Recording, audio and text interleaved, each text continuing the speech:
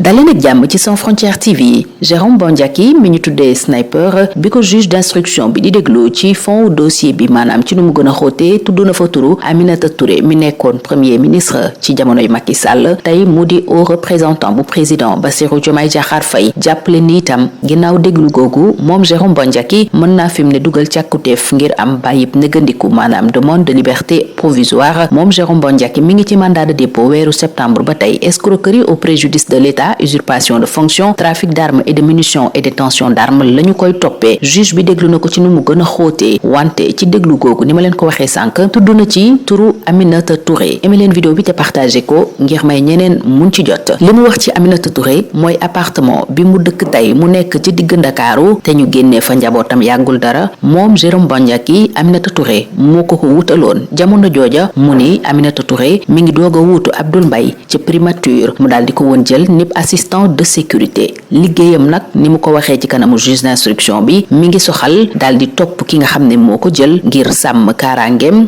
wala di sàmm kaaraangeek njabootam di leen yóbbu école ak yeneen yu ni mel mu ne itam mën na di doxal kooka ay démarches secrètes maanaam ay mbiri boppam nee na nag moom Jérôme Bandiaky bi mu nekkee di liggéeyal Aminata Touré mi jiite woon gouvernement bi jamono jooja dafa daan tardé lu bari ndax ma nga dëkkoon Mamel ci la ko Aminata Touré ni defal demande maanaam bindal nga sàkku ñu jox la ab dëkkuwaay mu ni ko boo defee loola danaa la wutal logement ci centre ville maanaam ci digg Ndakaaru ci noonu nee na la ko Aminata Touré joxe kër googa mu dëkk mu di appartement bi nga xam ni foofa la nekkoon ak njabootam moom Sniper nag xamle na ni ba muy def demande boobu ni ko Aminata Touré premier ministre ca jamono jooja waxee woon mi ngi signé document yi en tant que assistant de sécurité signé wu ko en tant que agent de l'État bi Aminata Touré jugee ci fonction premier ministre am boobu itam nee na moom dafa continuer dëkk ci boobule appartement ndax ci diggante bi jege woon ak Macky Sall loola indi woon muy dem lu ca bare bari ca présidence de la République Jérôme Bandiaky nag waat na ne moom mësta def trafic d'armes benn ngànnaay bi ñu fekk ci këram képp la yor te loola dongo la ñu ko mën a toppee ana ban dogal le juge bi di jël ci mbir mi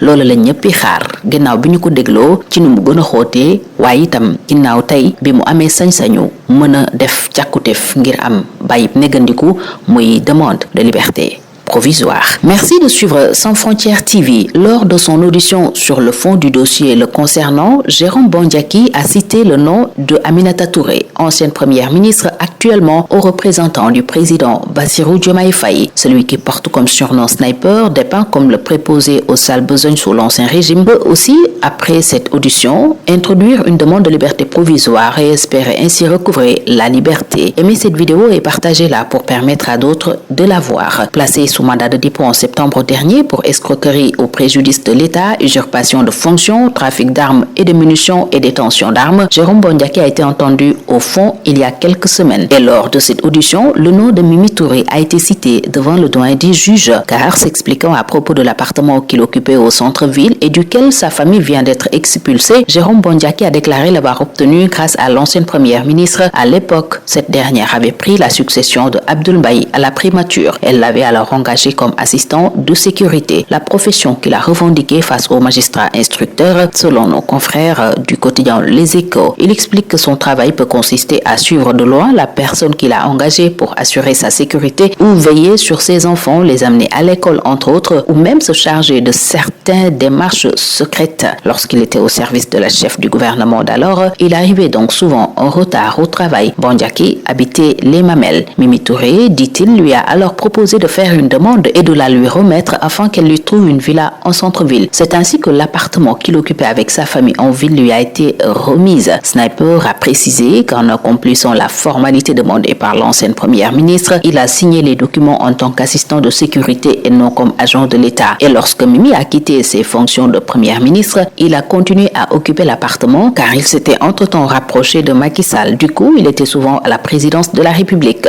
Et devant le doyen des juges, Jérôme Bandiaky a juré n'avoir jamais fait de trafic d'armes, qu'une seule arme retrouvée chez lui peut lui être reprochée. Reste maintenant à savoir quelle décision prendra le juge après cette audition au fond qui permet aussi à Jérôme Bandiaky d'introduire une demande de liberté provisoire. N'oubliez pas d'aimer et de partager cette vidéo pour permettre à d'autres d'accéder à ces informations.